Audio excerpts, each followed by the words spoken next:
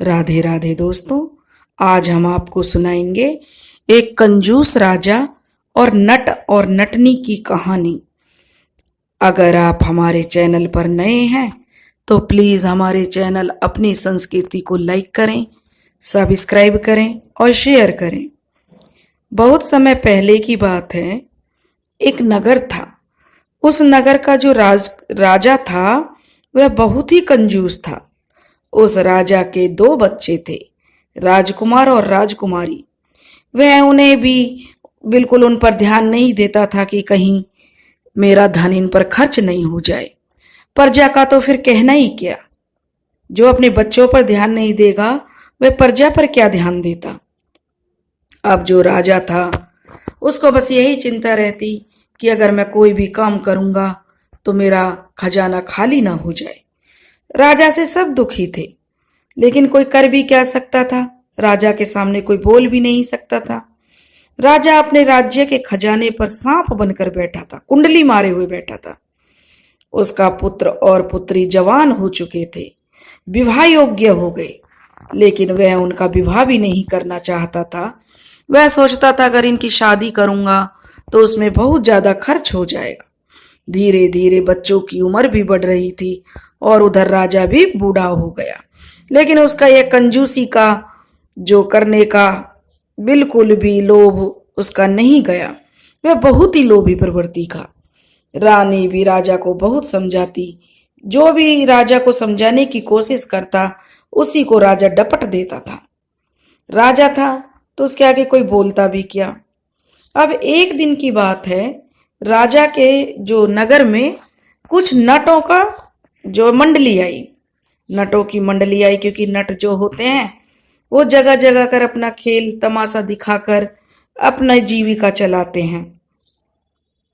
तब वे नटों का जो सरदार था वह राजा के पास दरबार में गया और राजा से हाथ जोड़कर प्रणाम किया और राजा से कहने लगा, राजा साहब, हम आपको तमाशा दिखाने आए हैं। अगर आपको हमारा तमाशा पसंद आए तो आप हमें इनाम देना। पर राजा तो जो ठहरा बहुत कंजूस, वह क्यों इनाम देगा। वह तो एक दमड़ी भी खर्च नहीं करता था। राजा सोचने लगा, अगर मैं तमाशा देखूंगा तो इन नटों को मुझे धन देना पड़ेगा, इनाम में तो कुछ ना कुछ देना पड़ेगा। इसलिए राजा ने बहाना बना दिया कि मेरे पास समय नहीं है, राजकार्यों में मतलब बहुत उलझा हुआ हूं। जब समय होगा जब तुम्हें बता दिया जाएगा। बेचारा नट अपना मुंह सा लेकर लौट आया। अब वे नटों की जो मंडली थी उसी नगर में रहने के लिए टिक गई। अब नट सोचने लगे, एक ना एक दिन तो महाराज हमारा तमाशा देखेगा ही। राजा है तो उन्हें भी ये था कि अच्छा इनाम हमें मिलेगा जिससे हमारा कुछ दिन तक गुजारा सही से होगा। तो जो नटों का सरदार था वह बेचारा बड़ा नाराज सा हुआ कि राजा होते हुए भी हमें जो यह हमारा तमाशा नहीं देखना चाहता है। कुछ दिन बाद फिर नटों का जो सरदार था अपनी मंडली के साथ फिर राजा के पास गया। राजा ने फिर से बहाना बना दिया। सोचने लगा कि इनके लिए तो मुझे फिर से धन खर्च करना ही पड़ेगा, इसलिए राजा ने उसको वहां से टाल दिया, इधर उधर का बहाना लगाकर कि मैं बिजी हूं, मुझे शिकार पर जाना है। लेकिन उन्होंने बिल्कुल भी हाँ नहीं भरी। अब जो नटों का सरदार था वह बेचारा बड़ा दुखी हो गया क्योंकि उनके आगे आर्थिक तंगी आ गई। लेकिन राजा तमाशा देखने के लिए तैयार नहीं था। बेचारा लाचार होके एक बार फिर राजा के दरबार से लौट आया। राजा तो बहाना इसलिए बना रहा था कि उसे तो कुछ धन खर्च करना ना पड़ जाए। अब जो राजा के मंत्री थे, दरबारी थे, जो राज्य में बड़े बड़े थे, जिनकी थोड़ी पहुंच थी, वे सब राजा से कहने लगे, महाराज आपको तमाशा जरूर देखना चाहिए। अगर आप तमाशा नहीं देखेंगे और ये नट दूसरे राज्य में जाकर तमाशा दिखाएंगे तो वहां के राजा के सामने आपकी छवि खराब होगी कि उस राज्य का राजा तो जो तमाशा ही नहीं देखना चाहता। तो राजा कहने लगा कि अगर मैं इनका तमाशा देखूंगा तो मुझे कुछ उपहार देने पड़ेंगे, इनाम देना पड़ेगा। तब जो मंत्री गण थे उन्होंने राजा को समझाया, राजा साहब आप तमाशा देखिए, इससे हमारे राज्य की छवि बनेगी। क्योंकि ये तो नट है, बंजारे हैं, जगह जगह जाएंगे, तमाशे दिखाएंगे, जहां इनके लिए अच्छा होगा वहां की तारीफ करेंगे। अगर ऐसे कर दिया तो हमारे राज्य की छवि दूसरे राज्यों में बहुत खराब हो जाएगी। अब राजा को कुछ समझ आया। तब मंत्रियों से राजा ने कहा कि देखो, मैं उन्हें इनाम नहीं दूंगा। तो अब मंत्री बेचारे क्या करते, कहने लगे ठीक है महाराज, आप मुफ्त में तमाशा देख लीजिए, हमसे जो बन पड़ेगा अपनी तरफ से हम जो नटों की मंडली को जो है इनाम दे देंगे, पैसे दे देंगे, जो भी हमारे पास होगा। भला राजा को और क्या चाहिए। राजा तो मुफ्त का तमाशा देखने के लिए तो राजी हो गया, क्योंकि वह तो कंजूस था, वह तो एक दमड़ी खर्च नहीं करना चाह रहा था। अब जो नटों को बुलाया गया और उनसे कह दिया कि वो अपना तमाशा हमें दिखा सकते हैं। अब नटों का जो सरदार था वह खुशी खुशी अपनी नट मंडली के पास पहुंचा और खेल दिखाने की तैयारियां की गईं। अब जो तमाशा देखने के लिए रात का समय रखा गया, बड़ी बड़ी मसालों के उजाले में नट मंडली ने अपना खेल दिखाना आरंभ किया। एक रस्सी को दोनों ओर से बांसों से बांधा गया। एक बहुत ही ऊंचे बांस पर एक पाया खड़ा था, उसे एक आदमी ने अपने दांतों से उठा रखा था। एक नटनी जो थी वह आग के अंदर से निकल रही थी, जलती आग में जा रही थी। दरबार के लोग खुश होकर तालियां बजा रहे थे। एक पतली रस्सी पर नटनी एक पैर रख के चल रही थी, उसका बैलेंस भी देखकर लोग बड़ा खुश हो रहे थे। नट नटनी बड़े अच्छे अच्छे तमाशे दिखा रहे थे। दरबारियों, राजा राजकुमारी के अतिरिक्त राज्य के नामी लोग भी वहां उपस्थित थे। उनमें जो तमाशा देख रहे थे उनमें एक साधु भी था, उसके पास एक चादर थी। जब नट नटनी तरह तरह के विचित्र तमाशे दिखा रहे थे, दिल दहलाने वाले तमाशे दिखा रहे थे, तो लोग वाह वाह करके तालियां बजा रहे थे। किंतु जो राजा था वह अपने मन को दाबे हुए बैठा था। उसे पता था कि अगर उसने वाह वाह कर दिया तो नटों को कुछ ना कुछ इनाम अवश्य देना पड़ेगा। जबकि नटों का जो खेल था वह राजा को बहुत पसंद आ रहा था। अपने दांतों तले उंगली दबाए राजा उनको देख रहा था कि कैसे आश्चर्यचकित करने वाले तमाशे वे नट और नट मंडली दिखा रहे थे। लेकिन सब दर्शक वाह वाह कर रहे थे जो भी तमाशा देख रहे थे, लेकिन राजा के मुंह से एक बोल नहीं फूटा। रात बीती जा रही थी। ऐसा मालूम हो रहा था कि 2 घड़ी बाद ही सुबह हो जाएगी। बहुत समय बीत गया तमाशा दिखाते दिखाते। अब जो नटनी थी वह सोचने लगी कि राजा को हम इतना तमाशा दिखा रहे हैं, लेकिन राजा एक बार भी वाह वाह करके हमारा उत्साह नहीं बढ़ा रहा है, यानी राजा को हमारा खेल पसंद नहीं आ रहा। अगर खेल पसंद आता तो वह वाह वाह करता तो हम में भी एक उत्साह सा होता और अच्छे जोश के साथ हम करते। तभी नटनी ने सोचा कि नट भी थोड़ा उदास है, वह भी यही सोच रहा होगा। तब नटनी ने नट को साहस बंधाते हुए कहा, रात घड़ी भर रह गई, किस पिंजरे में आए, कहे नटी सुन हो पिया, मीठा ताल बजाए। सब लोग समझ रहे थे कि नटनी बेचारी थोड़ी हताश है।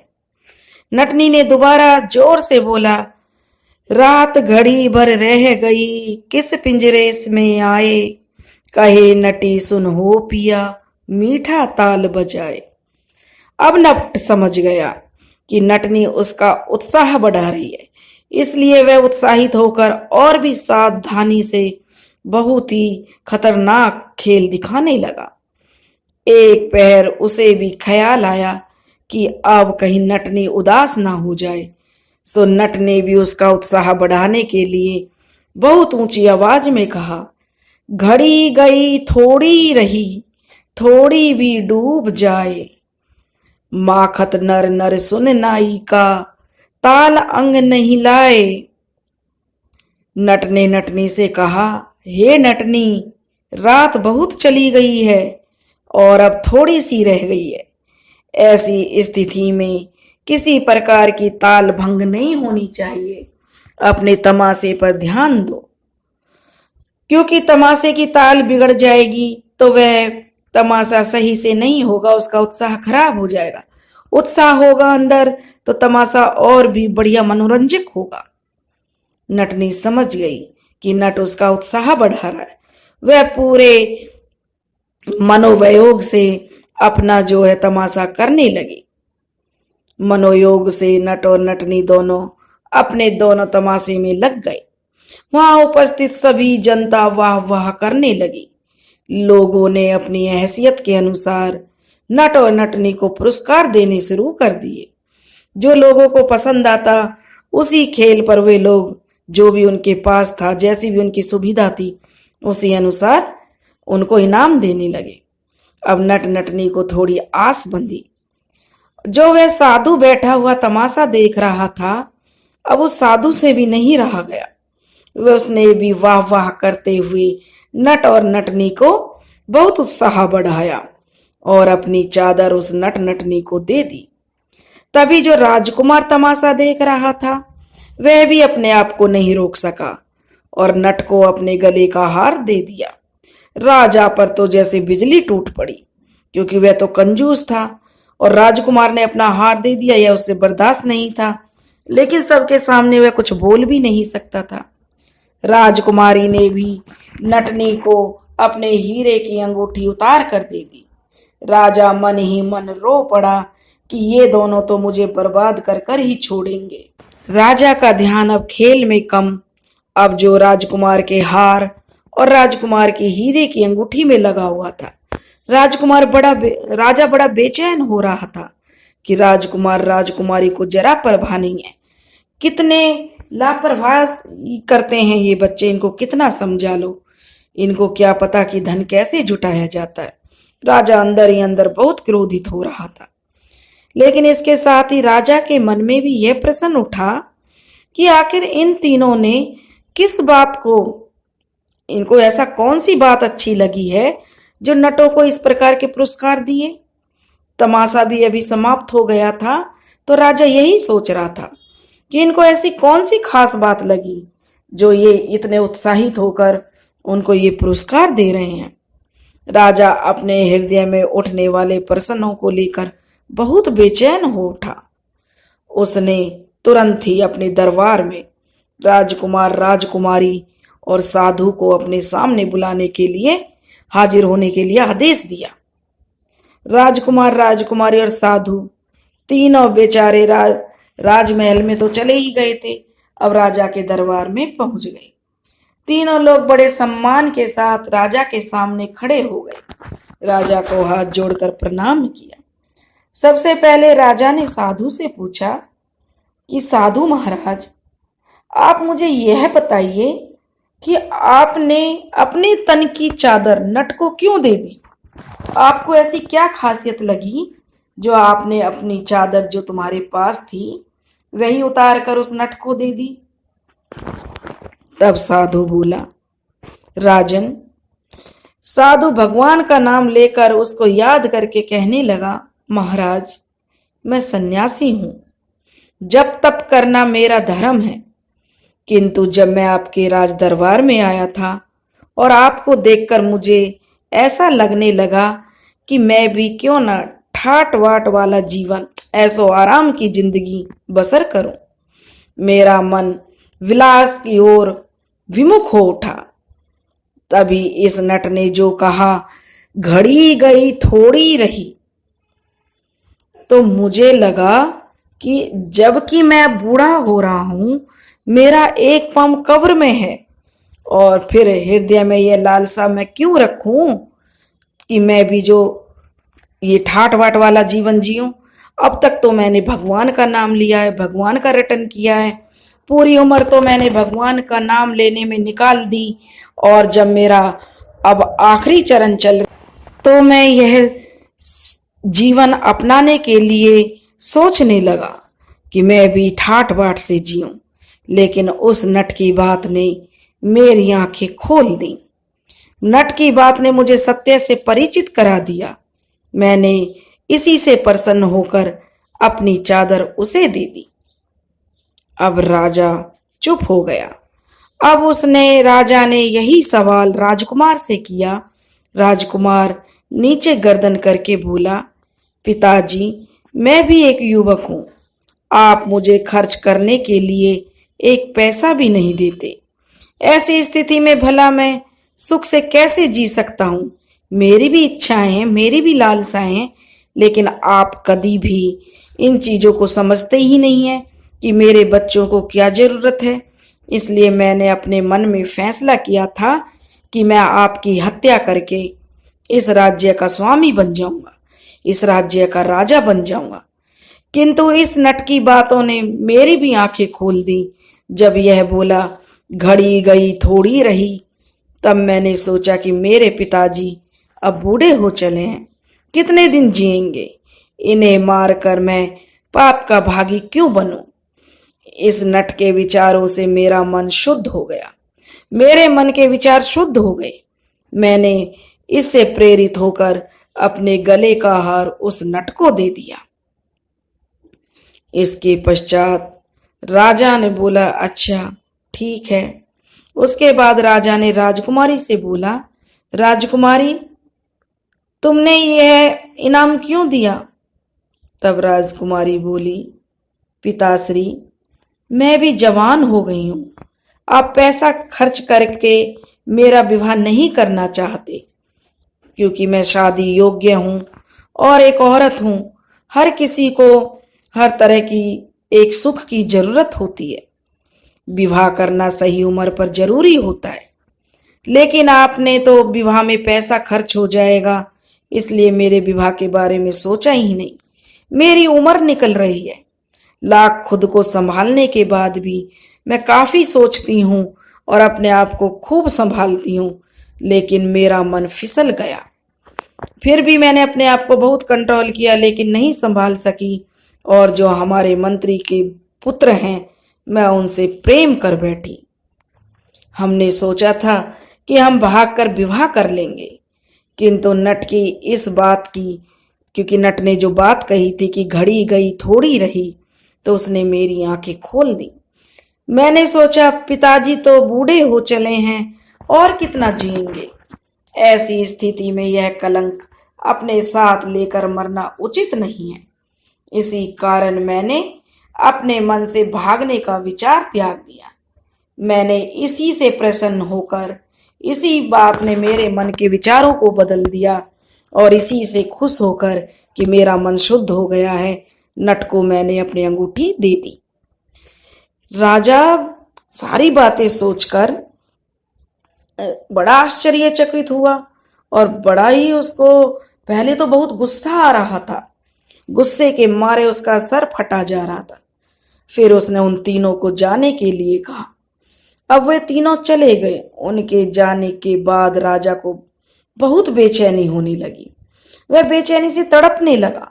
उसे बार बार नट की कही हुई बात याद आ रही थी कि नट ने जो है मेरे बच्चों का और जो सन्यासी सबका मन बदल दिया। अब उसे लगने लगा राजा को कि कंजूसी करके उसने कुछ अच्छा नहीं किया। अगर नट यह बात नहीं कहता तो मेरी बेटी तो मेरे मुंह पर कालिक पोत कर उस मंत्री के बेटे के साथ भाग गई होती। तब मेरी कंजूसी का क्या होता? मेरी तो नाक कट गई होती। मैं तो किसी को मुंह दिखाने के लायक ही नहीं रहता। अगर समय रहते मैं इसका विवाह कर देता तो इसके मन में ऐसे बुरे विचार नहीं आते। लेकिन नट की बातों ने जो मेरी बेटी का जो है अच्छा रास्ता दिखाया, मेरी बेटी की आंखें खोल दी। और मेरे जीवन के जो है अब शेष ही दिन बचे हैं, कुछ ही दिन बचे हैं, क्योंकि मैं बूढ़ा हो चुका हूँ। और मेरे इन दिनों में अगर मैं सुख शांति से व्यतीत कर लूं तो अच्छा है, नहीं तो उसने सोचा कि मेरा बेटा राज्य के लोभ में मेरी हत्या कर देता। फिर मैं इस धन का क्या करता, कैसे भोग करता? क्योंकि मैंने कभी अपने बेटे पर ध्यान नहीं दिया। उसकी भी शादी करने की उम्र है, उसको भी जरूरतें हैं, वह राजकुमार है। लेकिन मैंने अपनी कंजूसी के कारण कभी उन पर ध्यान नहीं दिया। मेरे जीवन के तो कुछ ही दिन बचे हैं और क्यों ना मैं अब अपने जीवन में सुख शांति के साथ प्रभु का नाम लूं, प्रभु का रटन करूं। नट ने ठीक ही तो कहा है, घड़ी गई थोड़ी रही। राजा ने वह बात राजा के कानों में गूंजने लगी। अब राजा ने फैसला कर लिया कि वह अपनी कंजूसी का विचार त्याग देगा और उसने तुरंत ही पहरेदारों को बुलाया और उनसे उनको आदेश दिया कि जाओ, जाकर उस नट मंडली को हमारे सामने प्रस्तुत होने के लिए कहो। पहरेदार राजा की आज्ञा पाकर वहां से तुरंत चला गया। नट मंडली के पास पहुंचकर उन्होंने राजा के आदेश के बारे में बताया। थोड़ी देर बाद नट मंडली राजा के सामने उपस्थित हो गई। जो नटों का सरदार था उसने सिर झुकाकर राजा से पूछा, राजा साहब क्या आदेश है? अन्नदाता, क्या कोई और तमाशा देखना है या हमारे तमाशे में कोई कमी रह गई? तब राजा ने उस नटों के सरदार को अपने गले से लगा लिया और राजा ने उन्हें बहुत सा इनाम दिया। उसी दिन से उसने कंजूसी छोड़ दी। वह अक्सर बड़े बड़े कलाकारों को अब अपने राज्य में आमंत्रित करने लगा। उनकी कला की परख कर उन्हें उचित इनाम देने लगा। उसने अपने बेटे को अब युवराज घोषित कर दिया और अपनी बेटी का भी विवाह, क्योंकि अब जो बेटी थी वह मंत्री के पुत्र से प्रेम करती थी, इसलिए राजा ने अपनी पुत्री का विवाह भी मंत्री के पुत्र से कर दिया। अब बड़ी धूमधाम के साथ राजकुमारी का विवाह हुआ। वे दोनों बड़े खुश थे। राजा के भी विचार बदल गए थे। राजा ने जो है अब अपने बेटे को राजपाट सौंप दिया कि राजा अब उनके जो भगवान का नाम लेने लगा। उसे बार बार नटों की यही बात याद आती, घड़ी गई थोड़ी रही, थोड़ी भी डूब जाए, माखत नर नर सुन नाई का, तालंग नहीं लाए। हे नटनी, रात बहुत चली गई है और अब थोड़ी रह गई है। तो राजा यही सोचता कि अब मेरी जिंदगी बीत गई है, कुछ दिन शेष बचे हैं, तो क्यों ना मैं इसे प्रभु के नाम कर दूं। अब राजा में बहुत बदलाव आ गया। राजा की प्रजा भी खुश रहने लगी। राजा अपनी प्रजा में हर किसी का ध्यान रखने लगा। नटनी की यह बात से राजा का जीवन बदल गया।